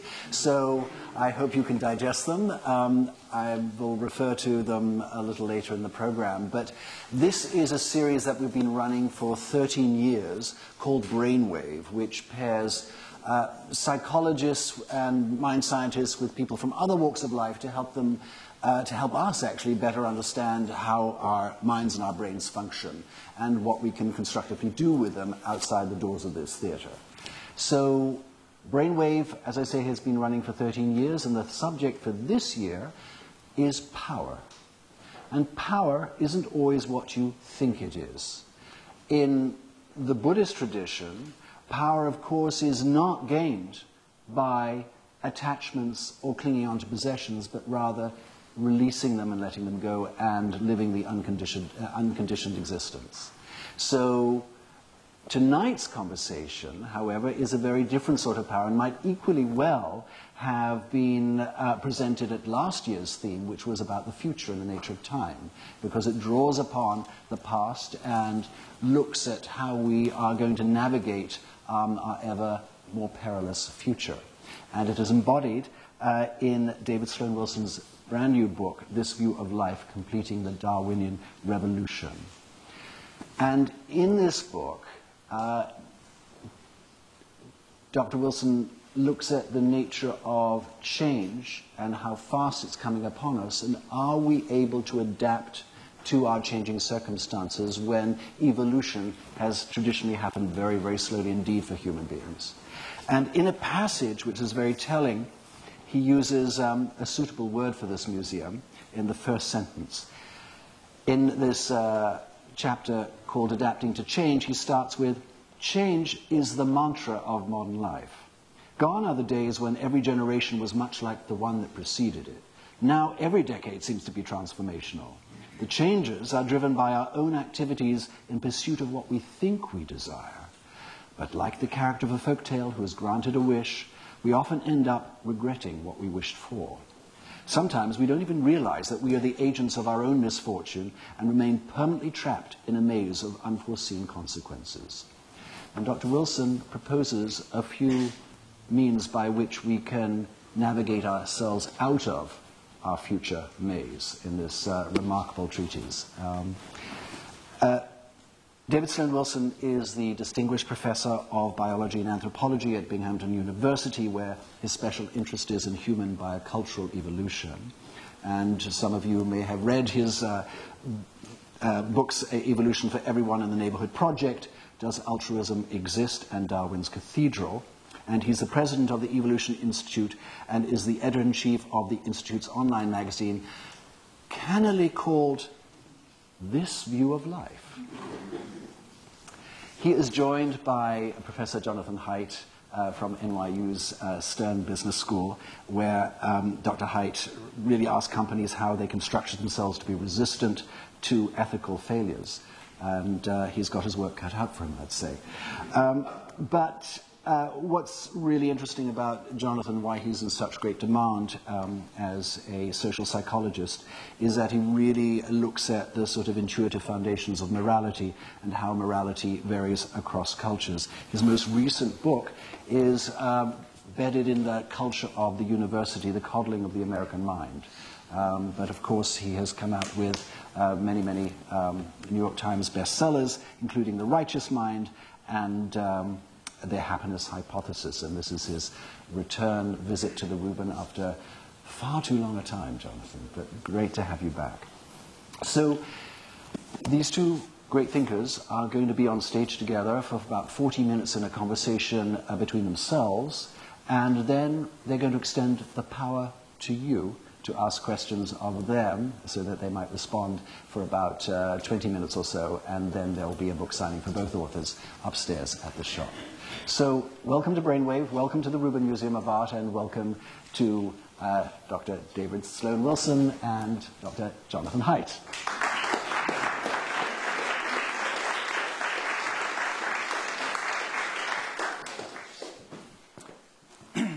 Okay, well, good evening, everyone. It's a great pleasure to be back at the Rubin. This is my third time on the stage here. I love this museum. I love just walking through it. It's the most calming and beautiful museum I know of in New York, and it's a place for deep thinking and feeling. So I always just feel sort of calmer, more open when I'm here. It's a great pleasure also to be able to introduce, be the interlocutor for David Sloan Wilson. David, you heard his brief biography from Tim, but I just want to set the stage for why David's work is so important. I think that David is one of the most important evolutionary biologists of all time, and I'll explain why in a moment. So David, it's rare for an academic to be able to look at a major field like biology and point to its history and say, you see that major turning point there? I did that. And that is what David did. That's what David can say. When I was in graduate school, there was a firm consensus. The book had been shut. There was this debate over whether we're all products of group-level selection at all or whether it's all individual selection. And Richard Dawkins' book, The Selfish Gene, sort of put the nail in the coffin. It was all settled. It was all done when I was in graduate school, and it was a nice, simplifying way of thinking about evolution. David was sort of this crazy person, keeping this discredited idea alive that we were actually products in part of group selection. I don't want to get too technical in this introduction, but here's a very simple way to think about it, which will explain again why his work is so important.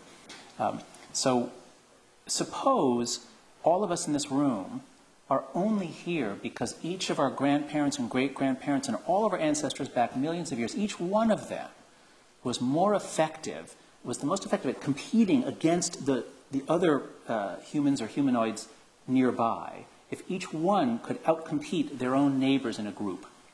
Imagine if we were their descendants.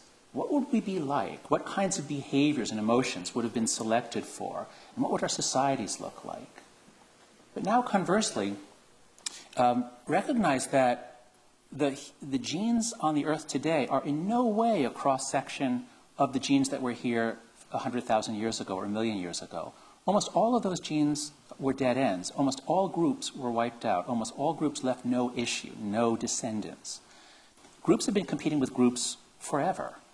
And we are all descended from the groups that were successful.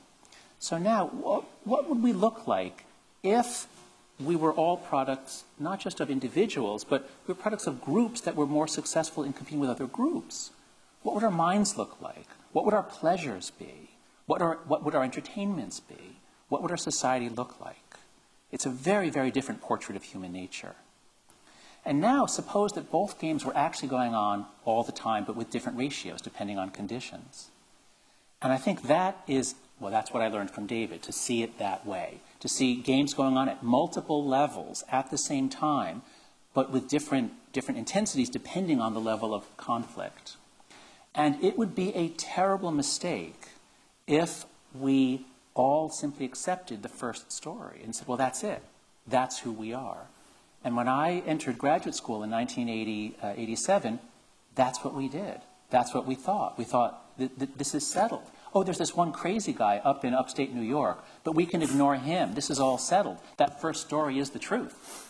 And this is why I say David is one of the most important evolutionary biologists in history, because we were embracing a terrible idea that would have led us all astray throughout the social sciences. And gradually, with dogged perseverance, great writing, great research, David began convincing a few people, and then a few people, and then E.O. Wilson and others, and And I can't really say what the state, there are still people who hate your guts and think that you're the devil, but in biology. But I think David has basically, David and his many allies, including me, jumping on the train, we've really changed, David has really changed the way we think about human nature. And that's incredibly important for thinking about public policy and thinking where we are today. Now, his magnum opus, it was this book, Darwin's Cathedral, that did it. This is one of the 3 or 4 most important books that I've ever read. My previous book, The Righteous Mind, Why Good People Are Divided by Politics and Religion, I could never have written without this. It was from this that I understood how we are tribal or groupish by nature. And if we looked, it seemed to me that we were tribal or groupish by nature back in 2011 when I was writing the book. And my God, is it clear today? And so I don't think you could understand the nature of tribal conflict and the quasi-religious nature of tribal conflict. That is, whether a group is religious-based or not, psychologically it's religious. And you get that when you read this book, a very, very important book. And so, with that, I will just also add, David doesn't just write great books, like the new one, which really brings together all of his previous thought and applies it to social policy and to how we can live our lives. He always has struck me as a man on a mission. He's always doing 5 things, gigantic projects. He actually strikes me as sort of a man, almost, well, I would say a Don Quixote figure, except in this case, you actually won. So a Don Quixote figure, like tilting against windmills. So David, my first question to you is, what is the battlefield on which you are fighting? That is, you have this incredible energy, and you are always pushing, fighting, trying to change things. How do you see the landscape, whether it's the scientific academic landscape or the social policy? What is the battle that you're fighting? Well, first, let me blush. So thank you so much. What a wonderful thing to hear. And as for that battle, I think that one of the battles is, of course, the battle of evolution, of making it common sense for everyone.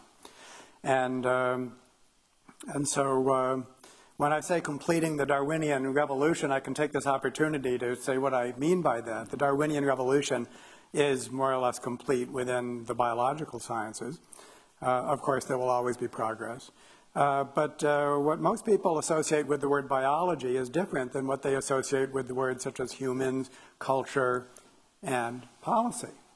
And the Darwinian revolution will not be complete until it makes sense of everything associated with those words. And that extends beyond religious folks who find it difficult to believe in evolution, secular folks, professions. It's an article of faith for them that basically what they think is consistent with Darwin's theory. But come to check, you find out that that's not the case. That's not the case, for example, for economic theory, just to pick one giant example. That's not the case for what people think about business, to pick another example, or education, or any other policy issue. And so what's needed is basically to understand evolution in a way that goes beyond biology, what we think of as biology, includes everything associated with the words human, culture, and policy, and to actually use it not only to ask the big questions, which is wonderful. Most of the people here are probably love asking the big philosophical questions, and the Rubin Museum in the Buddhist tradition is all about that. But to do that and actually roll up your sleeves and solve problems, the practical problems of life, of individual well-being, especially functioning in small groups. We'll be talking about small groups as a fundamental unit of human social organization, and then to build up our societies to a larger scale, ultimately to a whole earth ethic. I begin my book by saying, dedicating it to all who are reaching for an ethics for the whole world, and that converges with the Dalai Lama's book, Beyond Religion, an ethics for a whole world. So these are some of the things that I'm trying to accomplish. Okay, so that makes sense. You're a revolutionary. That explains the let's zeal just call me an evolutionary. Drop the R word. Okay. Was there a point in your life? Was there like a be it a conversion experience or a moment when you, I mean, because you really are passionate. You are enthusiastic and passionate. Was there a time when, you know, when you were sort of on the outs and it seemed like everybody had been persuaded that multi-level or group selection was hogwash? I'm just sort of reaching back into your biography to find out, what was it like back then? Or was there a time when you developed this almost, I would say, almost a moral passion for Darwin and the Darwinian revolution?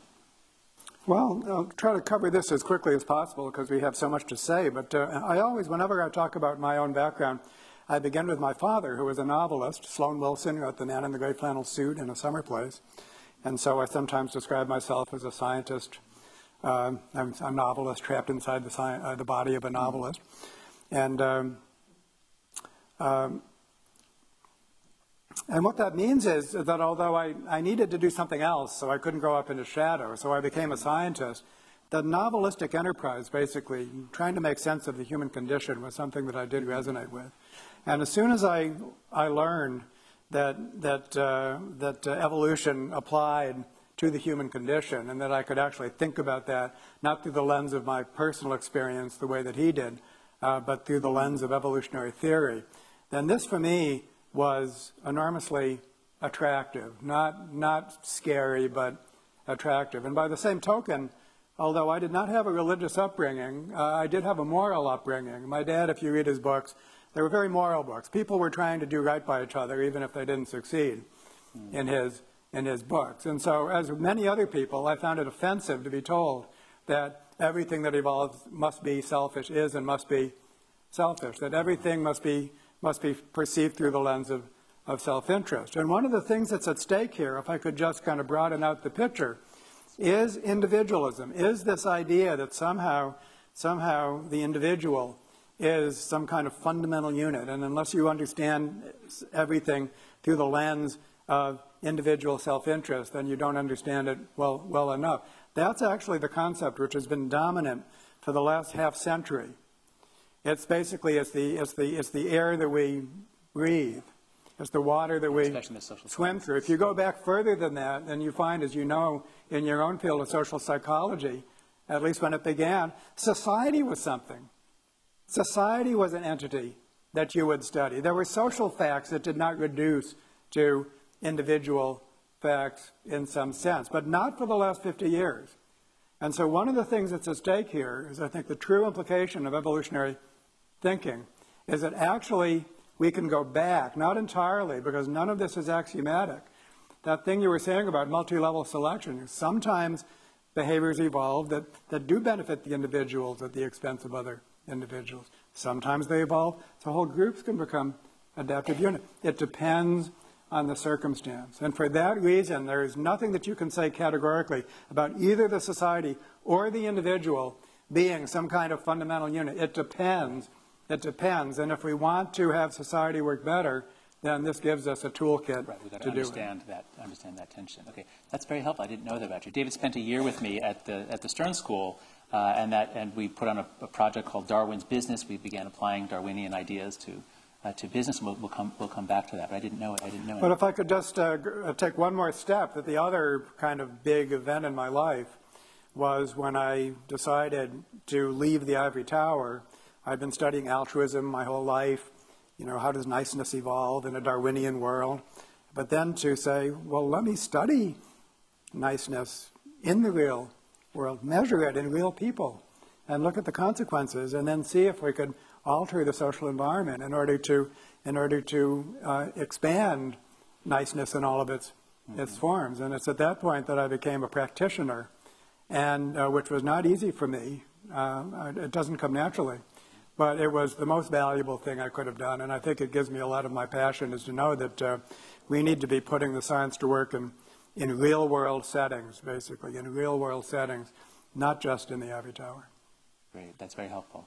All right, so let's turn to the book, and it says on page 11, the thesis of this book, the claim of this book is that a firm knowledge of evolutionary theory, which includes our own species, is required to solve the problems of our age. Yet our current knowledge of humanity and our many attempts to improve our circumstances are to a large extent pre-Darwinian.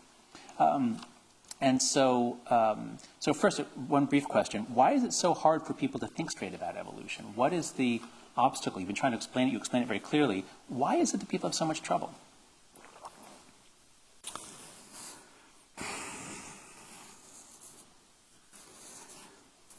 You'd think I'd have a ready answer to that question. I think the reason I pause is that I have more than one answer. And for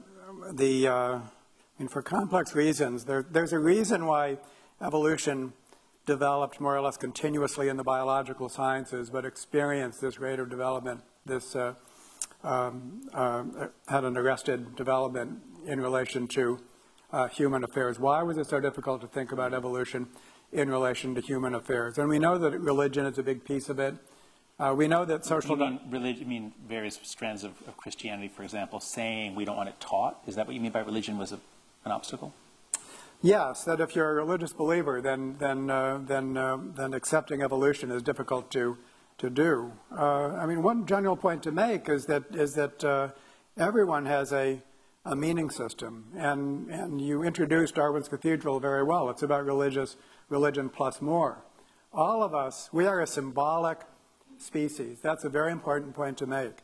There's more to evolution than genetic evolution. There is cultural evolution, and in our species, cultural evolution is dominated by symbolic thought. In addition to our genes, we have our symbolic systems, and those symbolic systems are as important in terms of what we do than as our genes. And if your symbolic system now comes up against something like evolution, then often there is a conflict there, and which makes it very difficult to accept. You said something to me in an interview many years ago. You know what's coming. Oh, yeah. And what you said, basically, if you want to find science denial in any person, look to what's sacred in that person. Look to what's sacred. It might be climate change or evolution for a conservative, but it might be gender differences or racial differences on the left. If something is sacred to you, it means it's fundamental to how you act. If you were to disable it, you couldn't function. You couldn't function. And so I think evolution, as a very, very powerful theory, often interferes with what's sacred and can do so in more than one way. It threatens beliefs that people hold sacred on both the left and the right, and therefore there's different reasons to deny it, to curse it, to oppose it, to demonize it. And so what's needed, and what's the goal of my book, is to basically portray evolution in a way which is not threatening. So explanatory and useful. Basically, that here's a toolkit. And I think it's really nice to describe a theory as a toolkit. Put yourself in the mindset of a carpenter or a plumber. And you go to a job and you size up the job, and then you pull out the tools to get the job done. So here's a set of conceptual tools that can help you do that. Okay, great. So let's try it out. Let's try out the toolkit. There's a so I love the book The Prophet by Khalil Gibran, and the structure of that is, you know, the prophet shows up on near a town, and the townspeople come around him and they say, "Speak to us about love. Speak to us about children." And so let's try that. So you come to us. You come to us with this new perspective, like a prophet, a revolutionary, a visionary. You come to us with this new perspective. You say, here's the lens that we must use in order to see clearly and understand our problems. It's almost like, here's the red pill that will liberate you from your ignorance. So I say to you, speak to us about love. Meaning, like, okay, what can you see about love? Let's focus on romantic love. What can you see about love when you've studied evolution and the Darwinian revolution is complete, that you can't see if you're just there swiping on Tinder and not knowing any of this? So he warned me about this yesterday, so I'm not too surprised about this prophet thing. And so I must say that, and a point that I make in my book again and again, is that no theory leads directly to the truth. The best that a theory can do is narrow the possibilities. If you have the wrong theory, then that's going to make the wrong kind of sense, and it's like a compass that's faulty and is leading you in the wrong direction. So you need a true compass, you need a toolkit, you need a lens, you need a blueprint. But even if you have these things, then you still have a process of inquiry, of discovery. I cannot just like a prophet say exactly what the right answer is. But I can show how I would use the tools in the Darwinian toolkit. And love is a great way to begin, because what is love? But overwhelmingly... Helen Fisher's in the audience, so hello, Helen Fisher. I didn't recognize you. Yeah. What is love but an overwhelming desire to help and to do wonderful things for the object of your love, which might be a sexual partner or not. And love can be for the universe, for the earth. It could be, love can be, there's many objects of love. But from an evolutionary perspective, and the chapter in my book on this topic is titled The Problem of Goodness. So what does that mean? It means if you're a Christian, there's the problem of evil. How can evil exist in a world created by a benign and omnipotent God? If you're an evolutionist, it's the problem of goodness. How can goodness exist in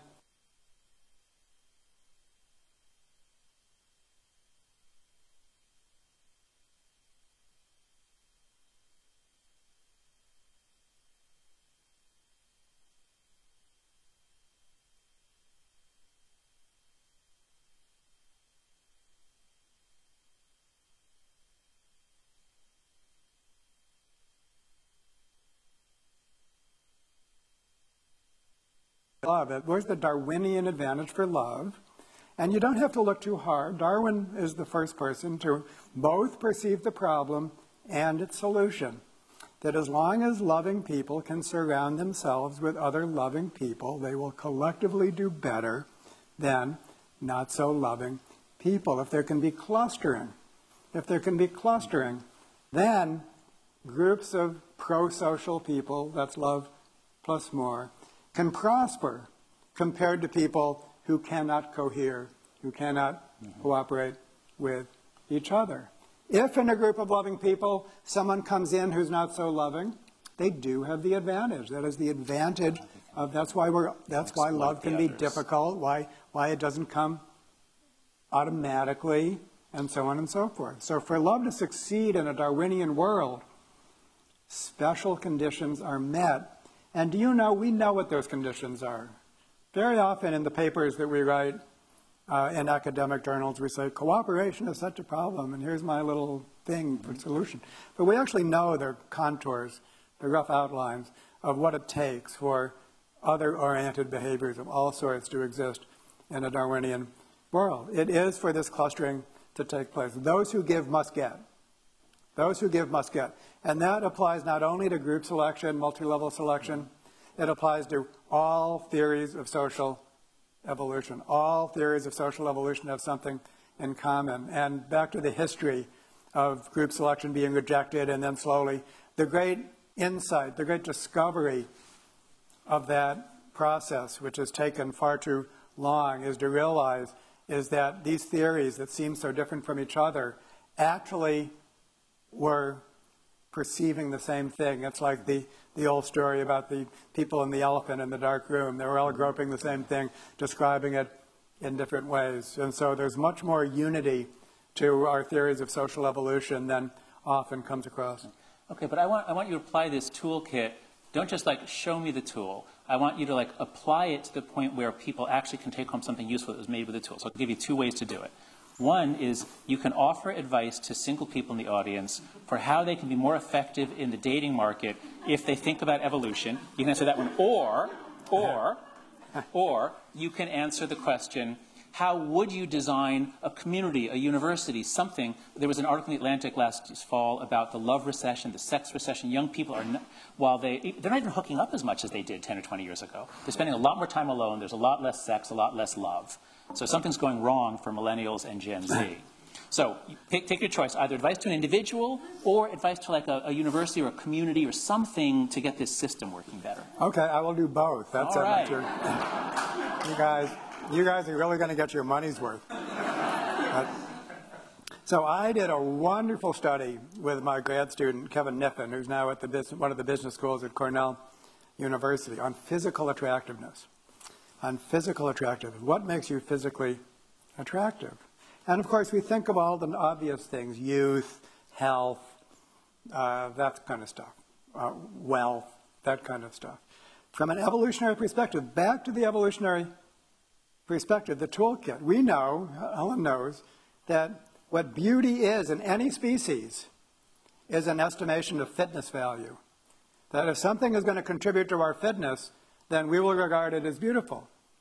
If it detracts from our fitness, we will find it as ugly. That's the statement that you could make. And it accounts, for example, our preference for landscapes, not just